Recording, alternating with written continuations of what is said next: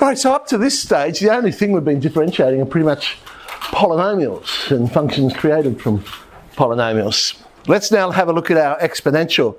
Basically, it's one of the world's easiest derivatives, because you've got either the function x, you just differentiate whatever the power is, that goes out the front, and then e to the function x. The thing to watch out for here, because we're dealing with polynomials, it's so easy out of habit to subtract one from the power.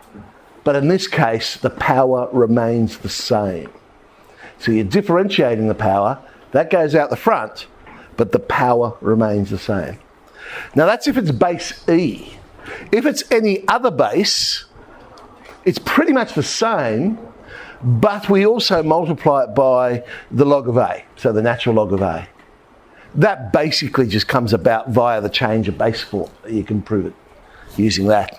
All right, so let's do some. And here is the simplest question that can ever be asked. Y equals e to the power of x. Differentiate x and you in fact get 1. And so, oh my goodness, it's e to the x. Now, if you recall back in exponentials, that makes sense, because you remember how we defined it when we were drawing? And it was defined to be the one where the slope was the same as the y value, basically. Remember we saw that? And that's what this is essentially saying. At any point, the slope, the y dx gets a slope, will end up being the same as what the function value is itself. Which explains why that exponential graph gets steeper and steeper and steeper so quick, because the x values are going up and up and up, so therefore the steepness is continually increasing. All right, so you get something like e to the 5x, differentiate the 5x, you get 5, so 5e to the 5x, 4x plus 3, differentiate, we have 4, 4e to the 4x plus 3. Oh, we could even have a quadratic power. X squared plus 3x plus 2. Differentiate that, we get 2x plus 3. E to the x squared plus 3x plus 2. Product rule. Write down the first if the second plus write down the second if the first. So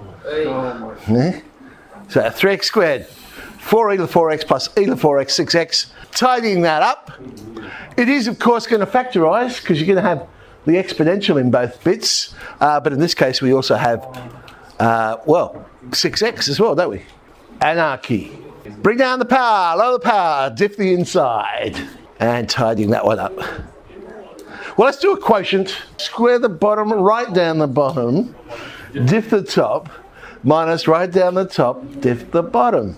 So, tidying up the top, we get 3e to the x, and the denominator range is e to the x plus 3 all squared.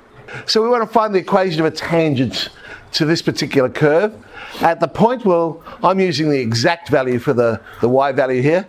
So the y value would be e squared plus 1. Of course, to find the slope, we need the derivative. So the derivative is 2e to the 2x. We want to find at the particular point when x is 1. So the slope is 2e squared. So y minus e squared plus 1 is equal to 2e squared x minus 1. And we tidy all that up. I've put it in general form. So 2e squared x minus y minus e squared plus 1. All right, the base is not e. So what did we say? We said, well, we'll do it exactly the same. So differentiate x squared, we'll get 2x, but we'll also multiply it by the natural log of 4. Now notice, I'm using log. You could, of course, use ln for natural log, or you could write log with actually putting the e in the base. All of those are acceptable. Speaking of differentiating logs, I can't differentiate logs yet. We haven't looked at it, so I'm not going to. I'm going to rewrite the equation. I'll make x a subject. It's now an exponential, and we know how to differentiate exponentials. Now I'm going to find dx to y instead of dy dx. So dx to y would be e to the y. Therefore, the derivative is 1 on e to the y. So we could find the derivative, but we would substitute in the y value rather than the x value. Or we could then look at it and say, hang on a sec, but x is actually equal to e to the power of y. So I could take it further and just go, well, that's going to be 1 over the x value. Just 1 or 2 to do.